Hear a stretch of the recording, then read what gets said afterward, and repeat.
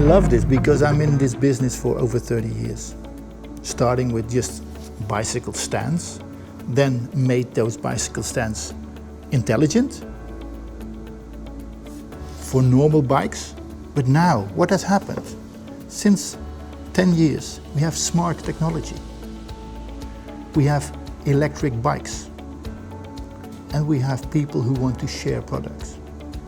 So now, we can have much better quality products in a less amount, and we could get rid of many cars, because imagine you take just one particular place where a car is parked.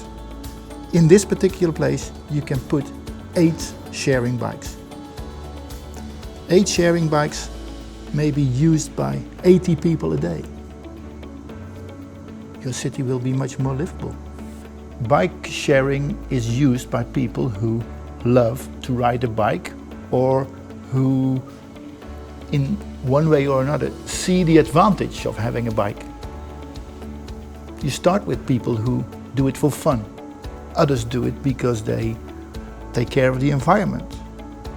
And maybe people who are in a car and who end up in traffic jam every day, after a while they see all these people passing by on the bike when they are standing in line, and then they might go on a bike because they win time. There is no age distinction in bike sharing, but in many countries, like in the northern European countries, children learn to cycle when they're even 2 years old. In other countries, it's not part of the culture, but they learn it. They start using the bike because they have to, no matter what age.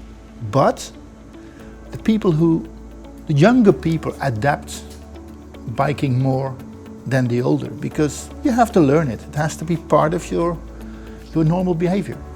In my point of view, there are several ways why you could introduce or should introduce bike sharing systems. The first one could be economic.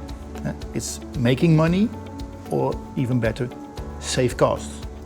The second one is what we have now, is to make your city more sustainable, more livable.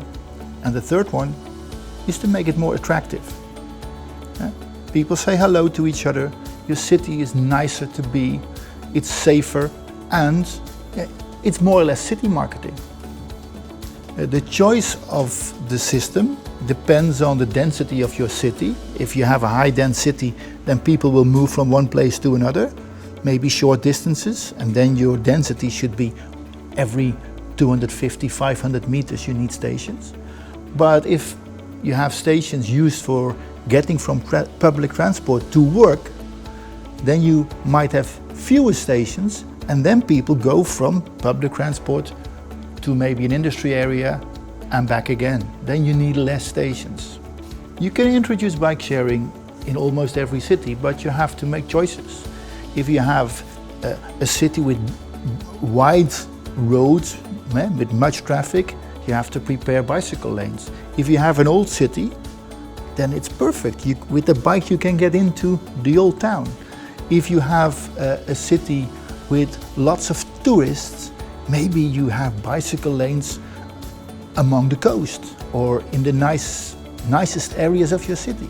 The other system is free float, where you have less quality bikes, non-organized, everywhere in the city.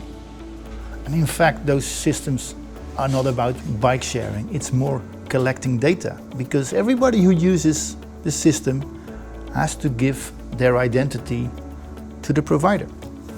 Installed stations are connected wireless to the World Wide Web, same as the users with their smartphone. All the information is going to a back office, so the user can say, I want a bike and it's in a particular place. They make a reservation or they go there, get the bike using the app, cycle wherever they want. On their way, they can lock the bike, because bikes can be provided with a smart lock. They're still renting. If they bring the bike back to a station, then the renting ends. In the station, if you have electric bikes, they will be charged automatically.